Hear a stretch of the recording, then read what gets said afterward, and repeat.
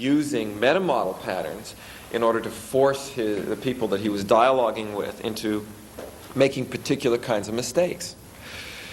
So I've long been interested in finding out, well, what did people who influenced the world, who influenced the belief systems of the world do? One of the things that I found was kind of interesting is while a lot of NLP patterns have to do with influencing people in a face-to-face context, that is, you modulate your tone of voice to mark out particular things, or you paste representational system predicates, or you use meta-model patterns, that the people who were most successful at doing this, I couldn't really find any obvious kind of pattern in this way. It was almost like these were too small pieces.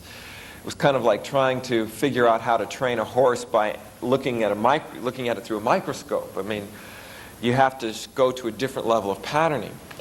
So if you were going to try to figure out, well, what did people like Jesus do, or Socrates, or even people like Karl Marx, or even, I don't know, Abraham Lincoln, Adolf Hitler, whoever, good or bad, people that had a large influence, what was it that they were doing?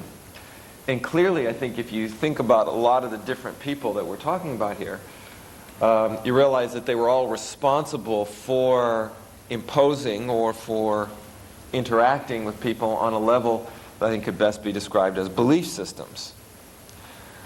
What Charles Darwin did, for instance, was change people's beliefs about the world. I mean, he tried to impact these beliefs, so that there was a certain language that had to do with either setting up or influencing or changing a belief system that, incidentally, could be passed down independent of whether the person was actually there or not. In other words, we are still influenced by people like, the world today is influenced by people like Karl Marx and by Jesus Christ, even though nobody here has ever had any direct experience of them, not even through videotapes.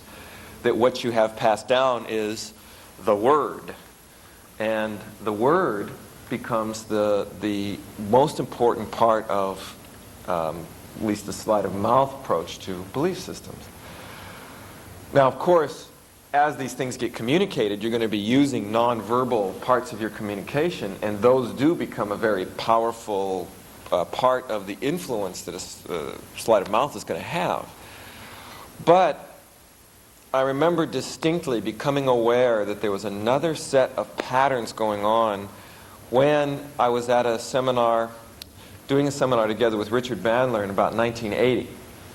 And I noticed that in this seminar, Richard had a person up as a demonstration subject, and this person was having some kind of a trouble in a relationship. And Richard had determined that a major part of the trouble a person was having in a relationship was their own belief systems about what a relationship was supposed to be. And he noticed that this person was basically going through a set of patterns that was making his girlfriend wrong.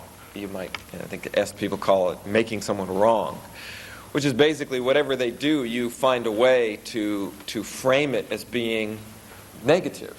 So instead of an NLP, the positive reframing, you're doing reblaming. So, a person can try to do something positive for you. And, so it's like, it'd be kind of like if you drew an invisible line in the room in your mind and said, don't cross that line, or you're going to offend me.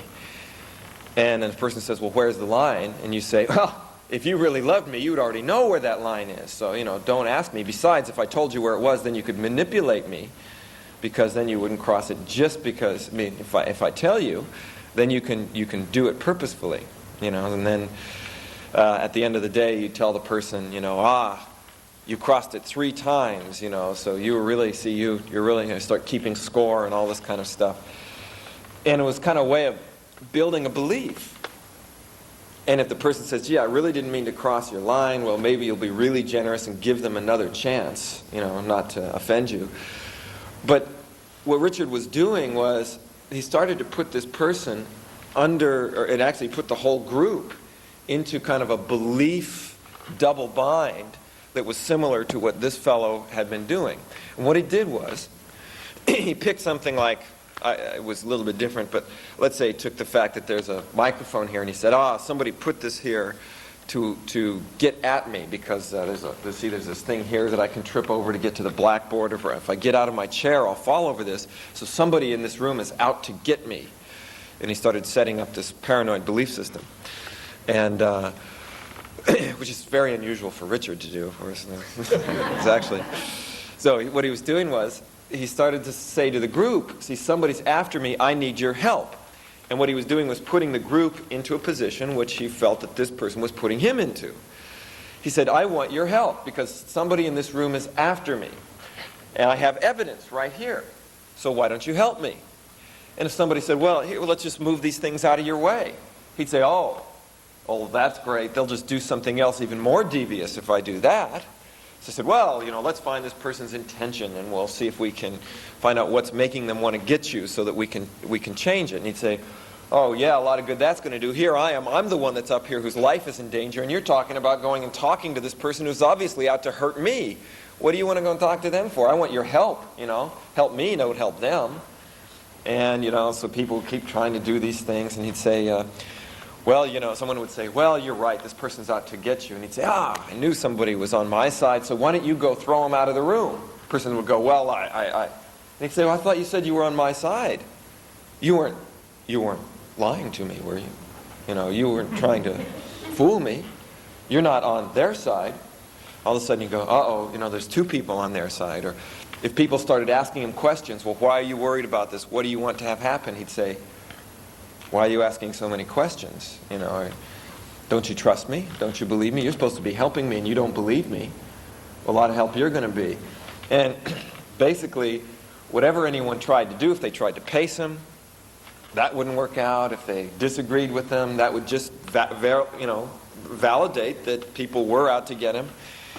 And he kept trying to say, well, help me. Can't anybody do anything? And I think finally someone in the back of the room raised their hand and said, well, can I get you something to eat?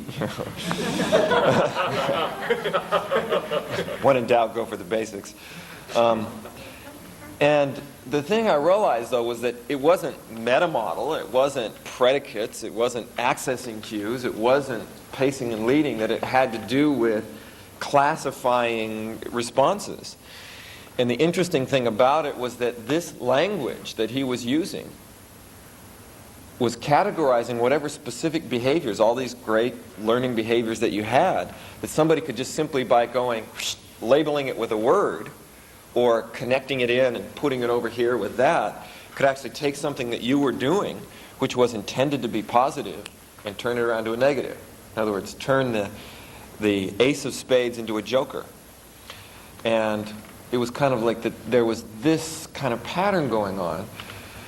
And I realized that I could actually do it. In other words, I could follow along with what he was doing, and I could make up my own situation and start to do the same kind of pattern. And I thought, this is the kind of thing that some of these people are doing when they some of these powerful people are doing when they set up a belief system and utilize it. So basically I began to think about, well, one way of thinking about this, by the way, is that you all know that there's such a thing called as content and context reframing. Content reframing is when I take a piece of content that somebody's using, where somebody says, this person is yelling at me. And a content reframe would be, well, it's not that they're yelling at you, they're just expressing themselves loudly,